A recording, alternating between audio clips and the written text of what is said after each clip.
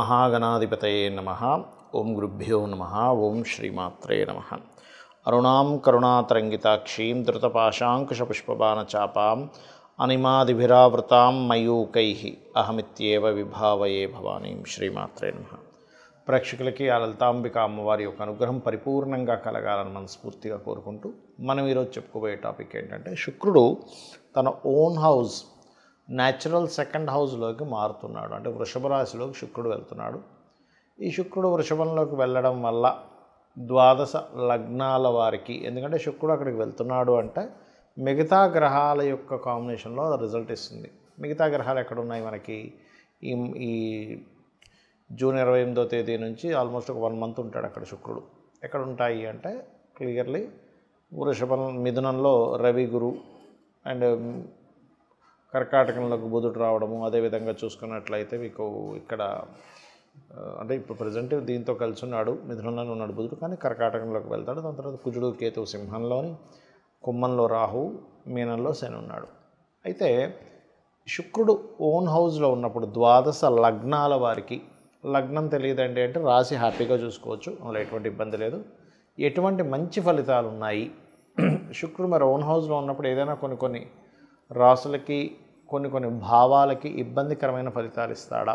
ఇస్తే ముఖ్యంగా ఎటువంటి జాగ్రత్తలు తీసుకోవాలనేటువంటి విషయాలు మనం తెలుసుకుందాం. కన్యా లగ్నము, కన్యా రాశి. కన్యవారికి కనుక చూసుకుంటే భాగ్యస్థానంలో శుక్రుడు ఉన్నాడు. భాగ్యము అంటే మనకి జన్మజాతకంలో ఏ గ్రహం ఎలా ఉన్నా భాగ్యస్థానంలో గ్రహం ఉంటే మంచిది.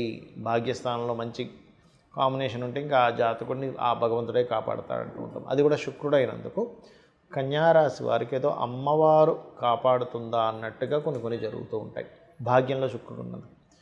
మరి భాగ్యంలో శుక్రుడు ఉన్నందుకు ఎటువంటి విషయాలకి ఈ కన్యారాశి వారికి బాగా యోగిస్తుంది అంటే, 12లో కుజుడు కేతు ఉన్నప్పటికీ, అంటే 12లో ఉండే కుజుడు కేతు ఏంటి? తండ్రి ఆస్తి లేదా ఏదైనా ఇన్వెస్ట్మెంట్ ప్రాపర్టీస్ మీద చేసే విషయాలు జాగ్రత్తగా ఉండాలని ఒక వైపు చూపిస్తున్నప్పటికీ కూడా ఇక్కడ భాగ్య శుక్రుడు మాత్రం ఏదైనా ప్రాపర్టీ మూలంగా మీకు ధనయోగాన్ని ఇస్తాడు. అంటే మీరు ఏదైనా ఒక ప్రాపర్టీ అమ్మిపిచ్చారు మధ్యవర్తిగా ఉండి, లేదా తక్కువ దొరుకుతుందని తీసుకుని వెంటనే మళ్ళీ ఇంకో ఎక్కువ దొరుకుతున్న వాళ్ళకి అమ్మేశారు, ఈ రకంగా ఇస్తాడు.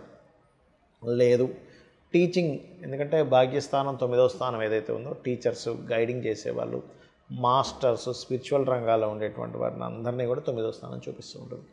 కాబట్టి ఈ 9వ స్థానంలో ఎప్పుడైతే ఈ యొక్క శుక్రగ్రహం ఉందో ఖచ్చితంగా దైవానుగ్రహము, దైవ దర్శనాలకు వెళ్ళడము ఇటువంటివి ఉన్నాయి. కాకపోతే మీకు ఎప్పుడైతే 12లో కుజుడు కేతు ఉన్నాడో ప్రధానంగా మీరు ఇక్కడ తీసుకోవాల్సినటువంటి జాగ్రత్త ఏమిటి అంటే, సేవా సంబంధించినటువంటివి గణపతి ఆలయంలో కానీ, సుబ్రహ్మణ్యేశ్వర స్వామి ఆలయంలో కానీ సేవా సంబంధించిన ఏమైనా చేస్తూ ఉంటే భగవత్ సేవా సంబంధించిన విషయంలో మీకు ఎటువంటి దోషము ఉండదు. కానీ జాగ్రత్త మాత్రం ఇన్వెస్ట్మెంట్స్, అది కూడా తండ్రి గారి ఆస్తికి సంబంధించిన విషయంలో చేసే ఇన్వెస్ట్మెంట్స్, ఎందుకంటే రవిరాశుల్లో ఉండే కుజకేతువులు కావున ఈ యొక్క విషయాల్లో కాస్త జాగ్రత్తగా ఉండండి. రాత్రిపూట వాహనం నడిపేటప్పుడు లేదా ఒక్కొక్కసారి ట్రెక్కింగ్స్ లాంటివి చేస్తూ ఉంటారు. అంటే కొంత కొండల మీదకి ఎక్కడం కానీ, గుహల్లోకి వెళ్ళడం కానీ, కొన్ని నిర్మానుషమైన ప్రదేశాలకు వెళ్ళడం కానీ ఇటువంటివి చేసేటప్పుడు కాస్త జాగ్రత్తగా ఉండండి. చాలామంది నన్ను అడుగుతున్న ప్రశ్న ఏమిటంటే, ఏమంటే శుక్ర మహర్దశ వస్తే బాగుండాలి కదా.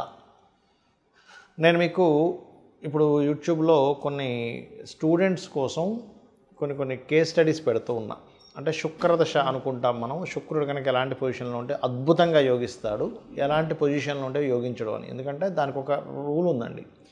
ప్రతి గ్రహానికి ఒక ప్లానెట్ గనక ఒక లగ్నం నుంచి ఫలానా స్థానంలో ఉంటేనే ఆ యోగం అనేటువంటిది అద్భుతంగా ఉంటుంది. ఆ స్థానంలో లేనప్పుడు అది నీచభంగ రాజ్యయోగాలు కూడా ఒక్కోసారి ఇబ్బంది పడతాయని చెప్తూ వస్తున్నా. అందుకని మీరు అర్థం చేసుకోవాల్సింది ఏంటంటే, శుక్రుడు అనగానే అద్భుతం, గురువు అనగానే అద్భుతం, లేకపోతే శని అనగానే నీచం అని అనుకోకండి. అది ఎలా ఇస్తుంది? ఎందుకంటే మీరు అర్థం చేసుకోవాల్సింది, ధనము ఒకే రూపంలో రావట్లేదు ఈ ప్రపంచం మొత్తం కూడా. ఒకరు చెత్త నమ్ముకొని కూడా బిజినెస్ చేస్తే, ఇంకో వ్యక్తి బంగారం అమ్మితే డబ్బులు వస్తున్నాయి, ఇంకో వ్యక్తికి నీరు అమ్మితే డబ్బులు వస్తున్నాయి, ఇంకో వ్యక్తికి ఆక్సిజన్ అమ్మితే డబ్బులు వస్తున్నాయి, ఇంకో వ్యక్తి పెట్రోల్ అమ్మితే డబ్బులు వస్తున్నాయి, ఇంకో వ్యక్తి సర్వీసెస్ చేస్తే ధనం వస్తుంది. అంటే ఏంటి? అన్నీ కారకత్వాలే. ఈ నూనె, ఐరన్ ఇదంతా శని. మరి ఐరన్ ద్వారా, నూనె ద్వారా వచ్చేప్పటికి శని ద్వారా డబ్బులు వస్తుంది. శని కారకత్వం అదంతా కూడా.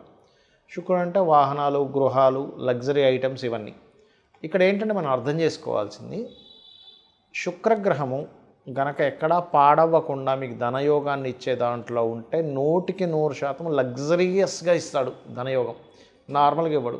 ఇప్పుడు చూడండి, ధనం వస్తే దాన్ని అనుభవించే యోగం కూడా ఉంటుంది. చూడండి, కొంతమంది డబ్బులు వస్తాయి కొంతమందికి, కానీ ఏమీ అసలు ఇల్లు పెద్దగా చూడడానికి అంత గొప్పగా ఉండదు, పెద్దగా ఏమీ లగ్జరీ వస్త్రాలు కొనుక్కోరు, లగ్జరీగా హోటల్స్కి వెళ్ళి పెద్ద పెద్ద ఎంజాయ్ చేయడం ఏమీ ఉండదు, అసలు చాలా నార్మల్ లైఫ్ అనుభవిస్తుంటారు. ఎందుకు అంటే అక్కడ ఇచ్చేది శుక్రుడు కాదు.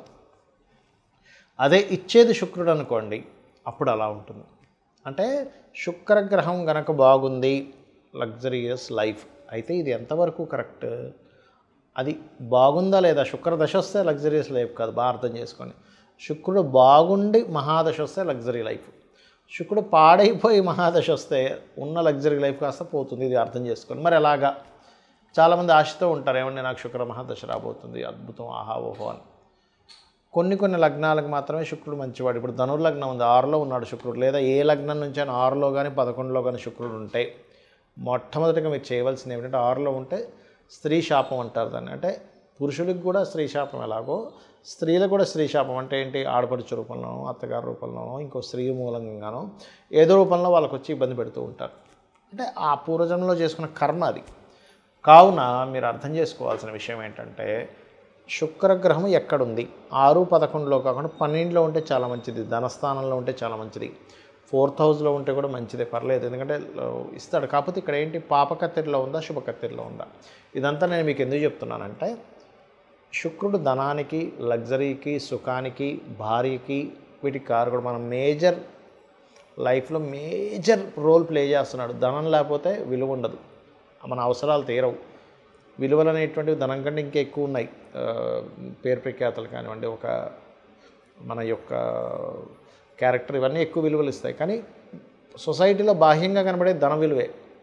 అలాగే ఒక లగ్జరీ కారు ఉండాలన్నా, గృహం ఉండాలన్నా శుక్రగ్రహ బలం, చతుర్థాధిపతి బలం కూడా ఉంటుంది. కేవలం ఎప్పుడూ శుక్రుడే కాదు, 4th లార్డ్ పలానా ప్లానెట్ అయి మంచి యోగం కలిగింది, ఆయన కూడా ఇస్తాడు, ఇవ్వడం కాదు. కానీ శుక్రుడు ఇచ్చే లగ్జరీ ఈజ్ డిఫరెంట్. కాబట్టి శుక్రగ్రహం యొక్క బలం మీకు పెరగాలి అంటే మీరు చేయవలసింది ఏంటో చెప్తాను.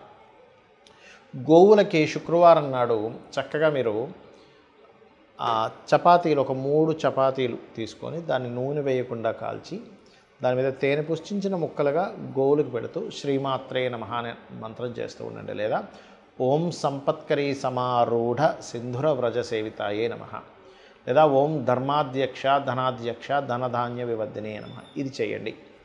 చాలామంది తెలియక ఏకాదశంలో శుక్రుడు మంచిది అనుకుంటాడు. కాదు, ఏకాదశ శుక్రుడు ఉన్నటువంటి జాతకులకి మ్యారిటల్ లైఫ్ డిస్టర్బెన్సెస్ కానీ, అనుభవించాల్సిన సుఖాలు కానీ దూరమైనటువంటి జాతకాలు కొన్ని వేల జాతకాలు నేను చూపిస్తాను. కొన్ని వేలు, ఏదో 100 లేదో 10లో కాదు, వేలల్లో చూపిస్తాను. రీసెర్చ్ చేస్తే లక్షల్లో కూడా దొరుకుతాయి మనకి చెప్పాలంటే. ఎందుకంటే ఎక్కడా కూడా శుక్రుడు సుఖానికి కారకుడు కాబట్టి 12లోనే యోగిస్తాడు. మీరు చూసుకోండి, ఎనీ లగ్న 12th హౌస్ వీనస్ పాడవకుండా ఉన్నాడంటే ఆయనే మంచి లగ్జరీ, మంచి సుఖాన్ని ఇస్తాడు. సుఖకారకుడు, ఏ కారకుడు ఎక్కడ ఉంటే ఏమి ఇస్తాడు? 12th హౌస్కి నెగేటింగ్లో ఉంటే ఇవ్వడు. ఇది బాగా అర్థం చేసుకోండి. ఇది చాలా చాలా చాలా ఇంపార్టెంట్ అయినటువంటి విషయం గుర్తుపెట్టుకోండి. శుక్రుడి విషయంలో, అందరి విషయాల్లో కాదు. మిగతా గ్రహాలు ఏవైనా సరే 12లో యోగించమంటారు, కానీ ఇక్కడ మనం దేశకాలమాన పరిస్థితులను అర్థం చేసుకుంటూ వెళ్ళాలి. 12లో ఉండే గ్రహాలు ఒకప్పుడు అంటే అయ్యో మనిషి దేశదిమ్మరి అయిపోతాడు, ఎందుకు పనికి రాకుండా పోతాడు. ఇప్పుడు ఏంటి, ఒక మనిషి ఆ దేశంలోనే కాకుండా ప్రపంచ దేశాలు మొత్తం తిరిగి వస్తున్నాడు. కాబట్టి విదేశీ యోగాలు ఉంటాయి. ఆ 12లో ఉండే గ్రహాలకే ధనయోగం పడితే విదేశాల్లోనే ధనయోగం ఉంటుంది. ఇది మనం అర్థం చేసుకోవాలి. ఇక శుక్రుడి యొక్క స్థితిగతులు బాగోపోయినా మీకు మంచి చక్కటి ఫలితాలు రావంటే అమ్మవారి ఆరాధన మించింది మరొకటి లేదు. మరియు శుక్రగ్రహం దగ్గర దీపారాధనతో పాటు శుక్రుడు ఏ గ్రహాల ద్వారా అయితే కంబస్ట్ అయ్యాడా, అంటే అస్తంగత్వ దోషం రవి ద్వారా అవుతుంది, లేదా కేతువు ద్వారా అవుతుంది. ఒక్కోసారి కేతుతో శుక్రుడు కలిసి ఉన్నా కూడా ధనహీనత యోగాలు, లేకపోతే అమ్మవారి భక్తులైతే అది మళ్ళీ తగ్గుతుంది. కాబట్టి గణపతి ఆలయాలకు వెళ్ళడము, కేతు రవి లేదా ఏ పాపగ్రహాల మధ్య ఉన్నాడో ఆ పాపగ్రహాలకు సంబంధించినటువంటి గ్రహాల దగ్గర దీపారాధన చేయడం చేయండి. అన్ని విధాలా మీకు బాగుంటుంది. శ్రీమాత్రే నమః.